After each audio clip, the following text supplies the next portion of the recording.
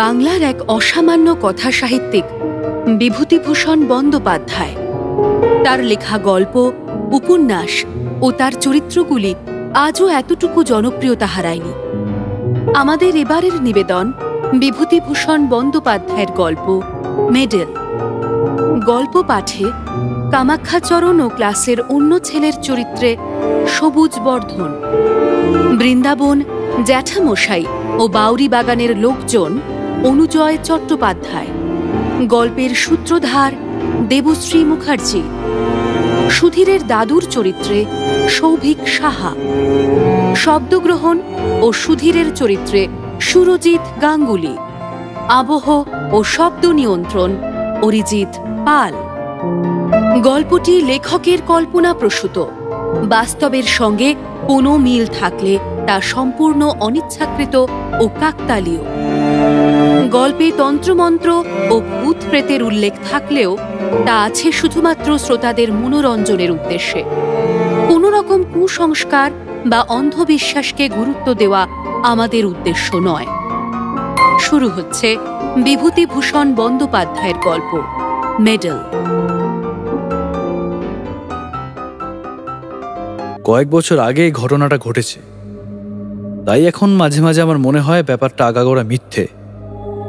আমারই কোনো শারীরিক অসুস্থতার জন্য হয়তো চোখে ভুল দেখে থাকবো বা ওই রকম কিছু, কিন্তু আমার মন বলে তা নয়। ঘটনাটা মিথ্যে ও অবাস্তব বলে উড়িয়ে দেওয়ার কোনো কারণ ঘটেনি। আমার তখনকারের অভিজ্ঞতাই সত্যি। এখন যা ভাবছি তা মিথ্যে। ঘটনাটা খুলে বলা দরকার। গোড়াতেই বলে রাখি যে গত 10 বছরের মধ্যে আমার শরীরে কোনো রোগবালাই নেই। আমার মন বা মস্তিষ্ক সম্পূর্ণ সুস্থ আছে এবং যে সময়ের কথা বলছি এখন থেকে বছর 4 আগে, তখনও সম্পূর্ণ সুস্থই ছিল। আমার স্কুল মাস্টারের জীবনে অবিশ্বাস্য ধরনের কখনো কিছু দেখিনি। অন্য 5 জন স্কুল মাস্টারের মতোই অত্যন্ত সাধারণ ও একঘেয়ে রুটিন বাঁধা কর্তব্যের মধ্যেই দিন কাটিয়ে চলেছি আজ বহু বছর। সে বছর বর্ষাকালে গরমের ছুটির কিছু পরে একদিন ক্লাসে পড়াচ্ছি। এমন সময় একটি ছেলে আর একটি ছেলের সঙ্গে হাত কাড়াকাড়ি করে কি একটা কেড়ে বা ছিনিয়ে নেওয়ার চেষ্টা করছে। আমার চোখে পড়ল। আমি ওদের দুজনকে অমনোযোগিতার জন্য ধমক দিতে অন্য একটি ছেলে বলে উঠল, স্যার, কামিক্ষে সুধীরের মেডেল কেড়ে নিচ্ছে। কার মেডেল? কিসের মেডেল? সুধীর নামে ছেলেটি উঠে দাঁড়িয়ে বলল, আমার মেডেল স্যার। অন্য ছেলেটির দিকে চেয়ে বললুম, ওর মেডেল তুমি নিচ্ছিলে কামিক্ষে? কামিক্ষে ওরফে কামাখ্যাচরণ মৌলিক নামে ছেলেটি বললে, নিচ্ছিলাম না স্যার, দেখতে চাইছিলুম, তাও দেবে না। ওর মেডেল ও যদি না দেয় তোমার কেড়ে নেওয়ার কি অধিকার আছে? বসো, এরকম আর করবে না। কথা শেষ করে সুধীরের দিকে চেয়ে ক্লাসের ছেলেদের পরস্পরের মধ্যে বন্ধুত্ব থাকার ঔচিত্য সম্বন্ধে ছোট্ট একটি বক্তৃতা দেবার পরে একটু কৌতূহলের সঙ্গে জিজ্ঞেস করলুম, কই কি মেডেল দেখি? কোথায় পেলে মেডেল? ভেবেছিলুম ওই আজকাল কলকাতার পাড়ায় পাড়ায় যেসব ব্যাডমিন্টন খেলা, সাঁতারের বা দৌড়ের প্রতিযোগিতা হয়ে থাকে, তারই কোনো কিছুতে সুধীর হয়তো চতুর্থ হয়ে ওই ধরনের কোনো সাফল্য লাভ করে ছোট্ট এতটুকু একটা আধুলির মতো মেডেল পেয়ে থাকবে এবং সম্পূর্ণ স্বাভাবিক যে সে সেটা ক্লাসে এনে 5 জনকে গর্ব করে দেখাতে চাইবে। এমনকি এই ছুতোয় ক্লাস শুদ্ধ হেডমাস্টারের কাছে দলবদ্ধ হয়ে গিয়ে একবেলার জন্য ছুটিও চাইতে পারে। সুতরাং মেডেলটা যখন আমার হাতে এসে পৌঁছল তখন সেটাকে তাচ্ছিল্যের সঙ্গেই হাত পেতে নিল, কিন্তু মেডেলটার দিকে একবার চেয়ে দেখেই চেয়ারে সোজা হয়ে বসল। না, এ তো পাড়ার ব্যাডমিন্টন ক্লাবের বাজে মেডেল নয়। মেডেলটা পুরনো, বড় ও ভারী চমৎকার গড়ন। কি জিনিস দেখি? মেডেলের গায়ে কি লেখা রয়েছে সেটা আধো অন্ধকার ক্লাসরুমে ভালো করে পড়তে পারলাম না।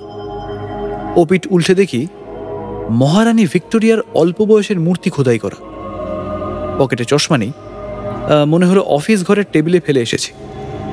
ইতিমধ্যে অনেকগুলি ছেলে ভিড় করে এসেছে আমার চেয়ারের চারিপাশে মেডেল দেখবার জন্য। তাদের ধমক দিয়ে বলল, যাও বসকে সব, এখানে ভিড় করো না। একটা ছেলেকে বলল, কি লেখা আছে মেডেলের গায়ে পড়ো তো। ক্লাস 4 ছেলে অতি কষ্টে ধীরে ধীরে পড়লে ক্রাইমিয়া, সিভাস্টোপোল, ভিক্টোরিয়া, রেজিনা। ও পিঠে?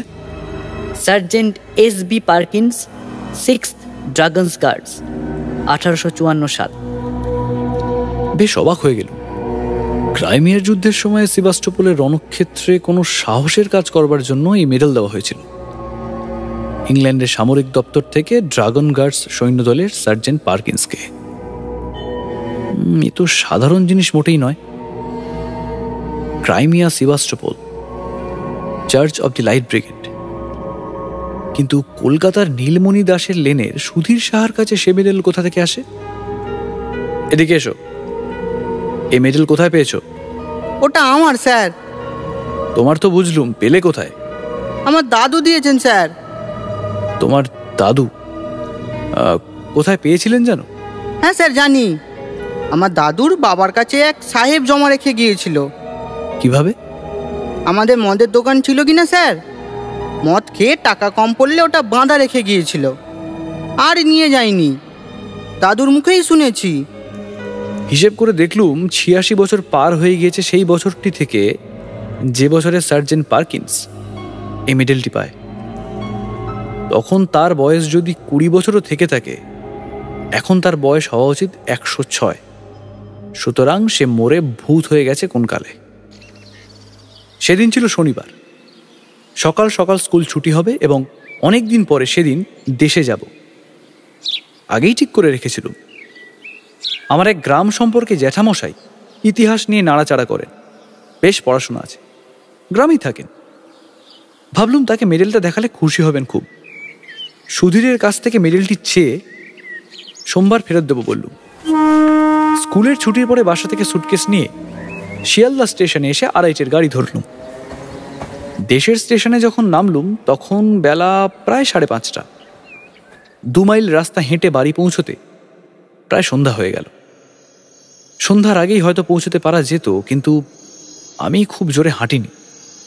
ভাদ্র মাসের শেষ, অথচ বৃষ্টি তত বেশি না হওয়ায় পথঘাট বেশ শুকনোই খটখটে। পথের ধারের বর্ষা শ্যামল গাছপালা চোখে বড় ভালো লাগছিল। অনেকদিন কলকাতা বাসায় পড়ে তো, তাই জোরে পা না চালিয়ে আস্তে আস্তে হেঁটে আসছিলাম। এখানে প্রথমেই বলি যে আমার বাড়িতে কেউ থাকে না। পাশের বাড়ির এক বৃদ্ধা আমি গেলে রান্না করে দিয়ে আসতেন বরাবর। আমার এক ছোটবেলার বন্ধু বৃন্দাবন অনেক বছর ধরে বিদেশে থাকে। পিসিমার মুখে শুনলুম আজ দিন 15 হলো বৃন্দাবন বাড়ি এসেছে। শুনে বড় আনন্দ হলো। সন্ধ্যার পরেই ওর সঙ্গে দেখা করব ঠিক করে চা খেয়ে নদীর ধারে বেড়াতে বার হলুম। যাবার সময় সুটকেসটা খুলে মেডেলটা পকেটে নিলুম। নদীর ধারে গিয়ে দেখি বর্ষায় নদীর জল ভয়ানক বেড়েছে। নদীর জল দুকুল ছাপিয়ে দুধারের মাঠে পড়েছে। অনেকক্ষণ বসে রইলুম। সন্ধ্যার অন্ধকার নামলো একটু একটু। বাদুড়ের দল বাসায় ফিরছে। কেউ কোনো দিকে নেই। এক জায়গায় বর্ষার তোরে নদীর পাড় ভেঙে গিয়েছে। অনেকটা উঁচু পাড়, নিচে খরস্রোতা বর্ষার নদী। জায়গাটা দিয়ে যেতে যেতে একবার কিরকম ভেঙেছে সেটা দেখবার ইচ্ছে হলো। পাড়ের ধারে দাঁড়িয়ে নিচে জলের আবর্ত দেখছি। পাড়টা সেখানে অনেকখানি উঁচু, জল অনেকটা নিচে। হঠাৎ আমার মনে একটা অদ্ভুত ইচ্ছা জেগে উঠল। আমি লাফ দিয়ে পাড় থেকে জলে পড়ব। দাঁড়িয়ে থাকতে থাকতে ইচ্ছাটা যেন ক্রমে বেড়ে উঠছে। লাফাই, দি লাফ। অথচ বর্ষার খরস্রোতা নদী, উঠো ফেললে দুখানা হয়ে যায়। আমি সাঁতার জানি না। গভীর জল পাড়ের নিচেই। ইচ্ছেটা কিছুতেই যেন সামলাতে পারছি না। এমনকি আমার মনে হলো আর কিছুক্ষণ থাকলে আমাকে লাফ দিতেই হবে, নইলে আমার জীবনের সুখ চলে যাবে। তাড়াতাড়ি নদীর পাড় থেকে একরকম জোর করেই চলে এলুম, কারণ যেন মনে হচ্ছিল এরপর আমার আর যাওয়ার ক্ষমতা থাকবে না।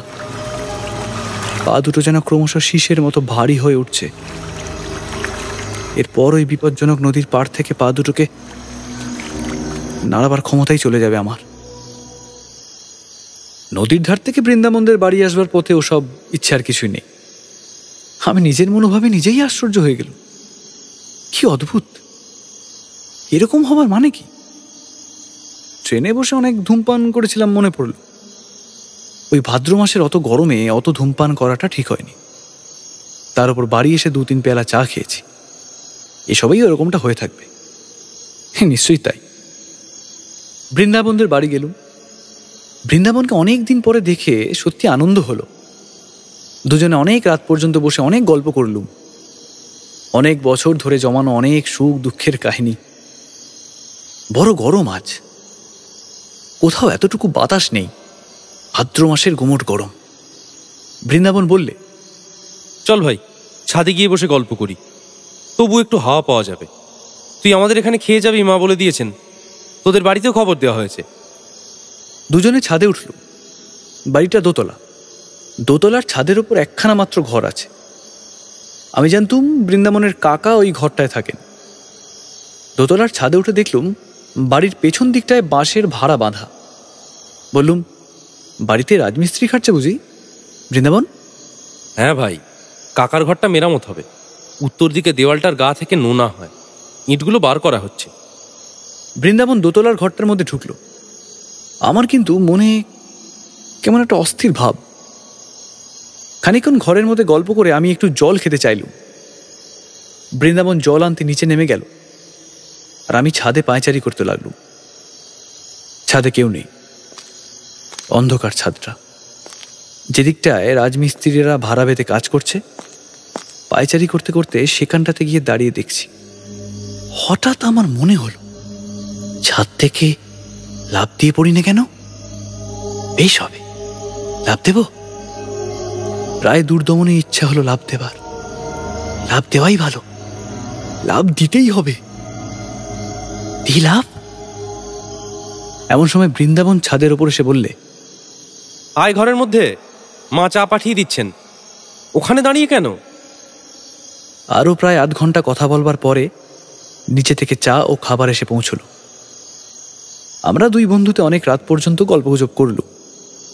তারপর বৃন্দাবন খাওয়ার কতদূর জোগাড় হলো সেটা দেখতে নিচে চলে গেল।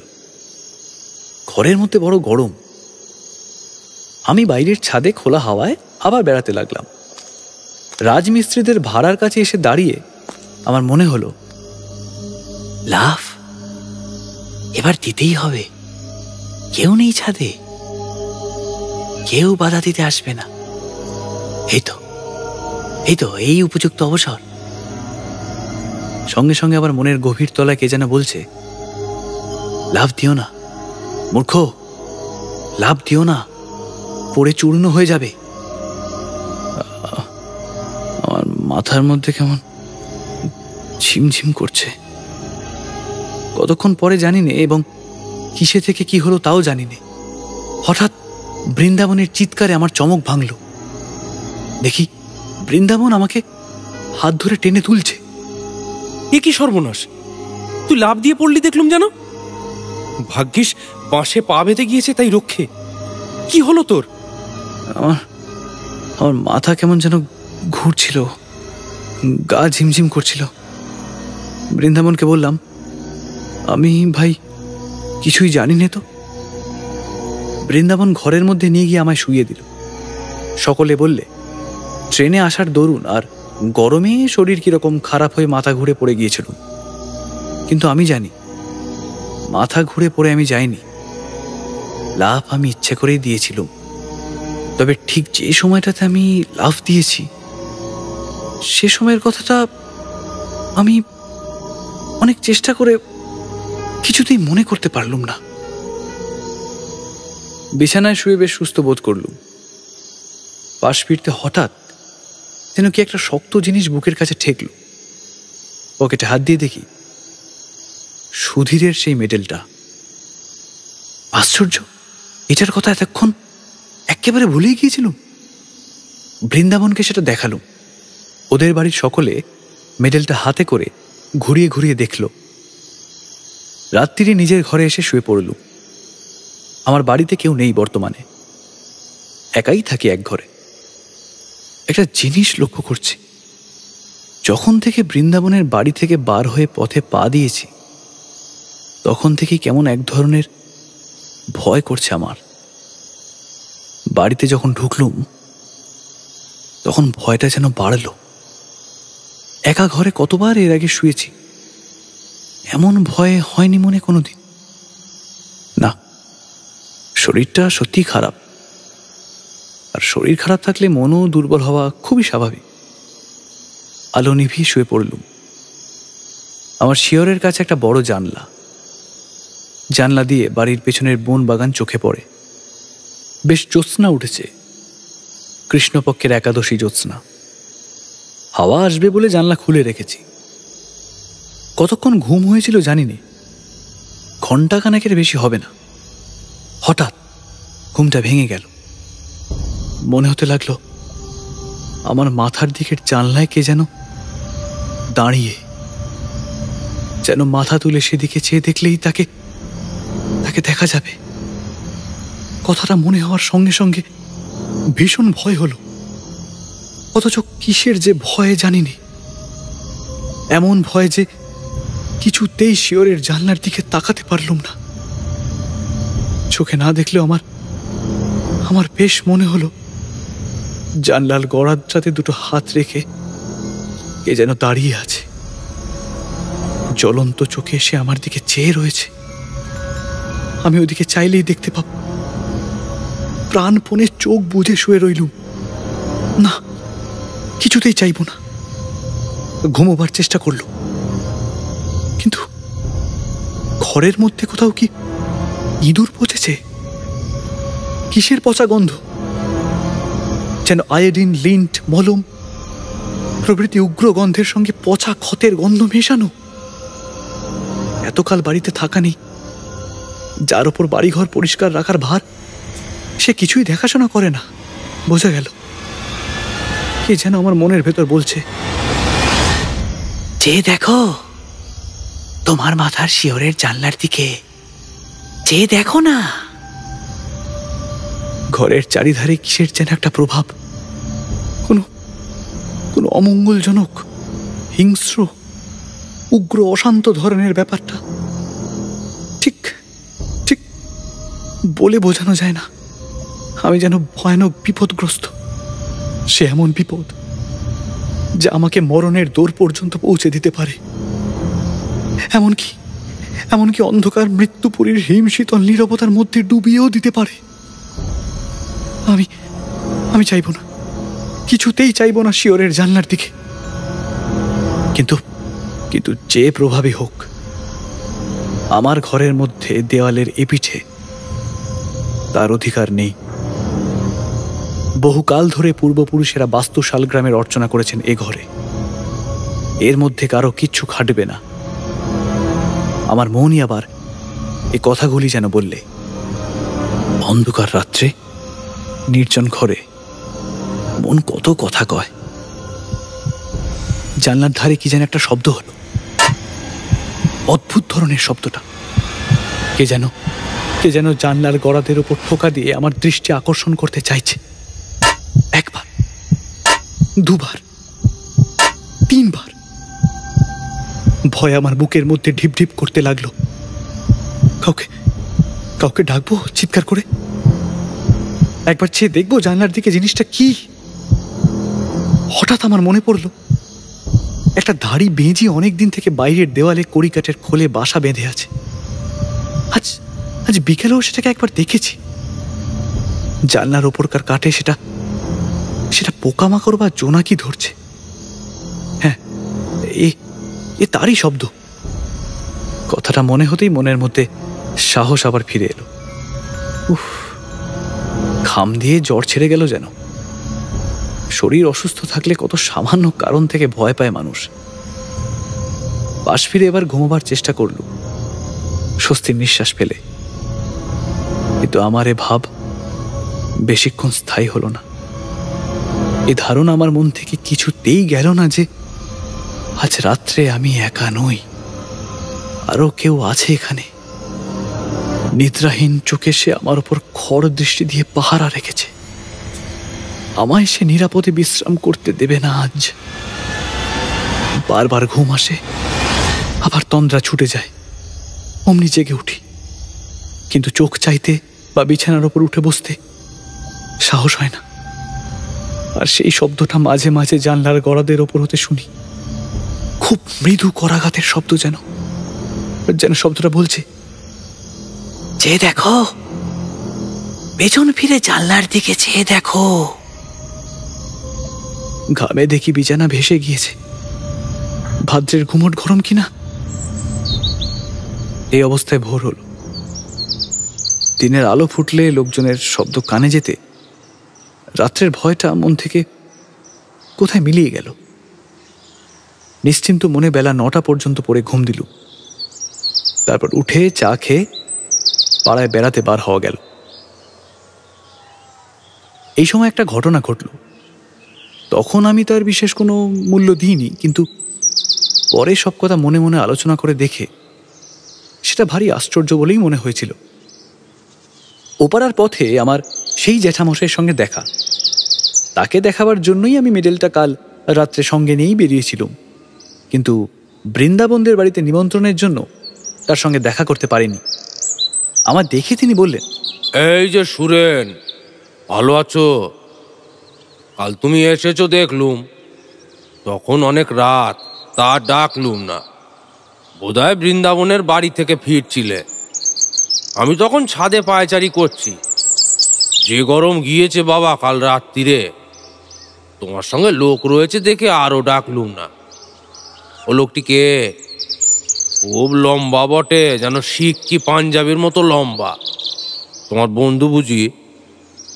বাঙালির মধ্যে এমন চেহারা, বেশ বেশ।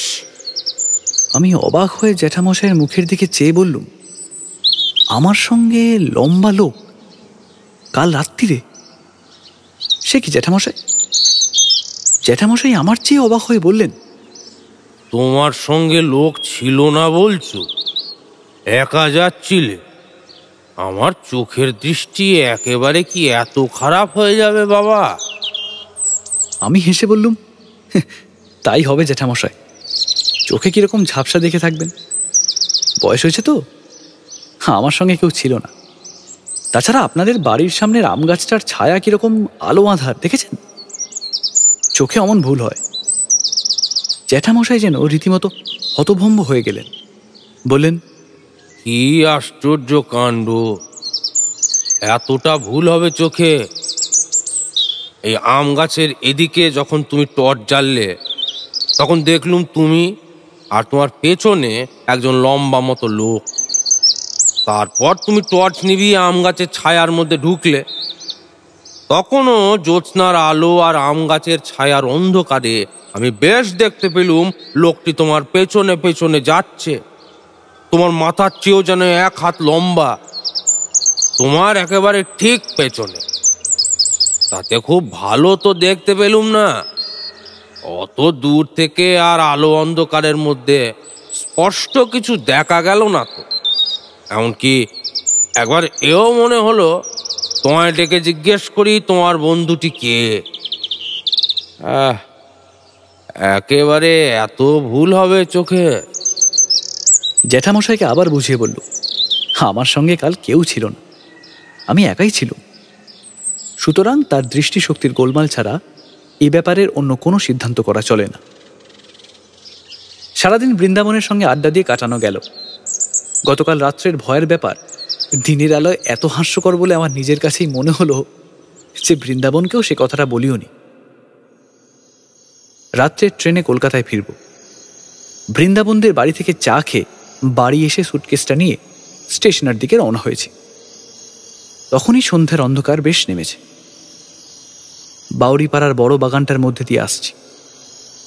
বাগানটা পার হতে প্রায় 5-6 মিনিট লাগে। মস্ত বড় বাগান। বাগানের ঠিক মাঝামাঝি এসে হঠাৎ কি ভেবে পেছন ফিরে চাইলুম। সঙ্গে সঙ্গে আমার সারা দেহে যেন বিদ্যুৎ খেলে গেল। আচমকা ভয় আমার সর্বশরীর কাঠ হয়ে গেল। কে ওটা? ওখানে দাঁড়িয়ে রাস্তা থেকে একটু পাশে আগাছার জঙ্গলের মধ্যে আধো অন্ধকার এক অদ্ভুত মূর্তি, খুব লম্বা, তার মাথায় ঘোড়ার বালামচির সেই লম্বা এক ধরনের টুপি, পাতলা লোহার চেন দিয়ে থুতনির সঙ্গে বাঁধা। ছবিতে গোরা সৈনিকদের মাথায় যে ধরনের টুপি দেখা যায় সেই রকম। মূর্তিটা যেন নিশ্চল নিস্পন্দ অবস্থায় আমার দিকে চেয়ে দাঁড়িয়ে, আমার কাছ থেকে মাত্র 10 গজ কি তারও কম দূরে। মরিয়ার মতো আর একটু এগিয়ে গেলুম। এই ভয়ানক কৌতূহল আমাকে চরিতার্থ করতেই হবে যেন। মূর্তি নড়েও না, চড়েও না, যেন নিশ্চল পাথরের মূর্তি। কিন্তু কিন্তু বেশ স্পষ্ট দেখছি 7-8 গজ মাত্র দূরে তখন মূর্তিটা। আর ঘোড়ার বালামচির লম্বা টুপি আর ইস্পাতের চেনের স্ট্র্যাপ স্পষ্ট দেখতে পেল।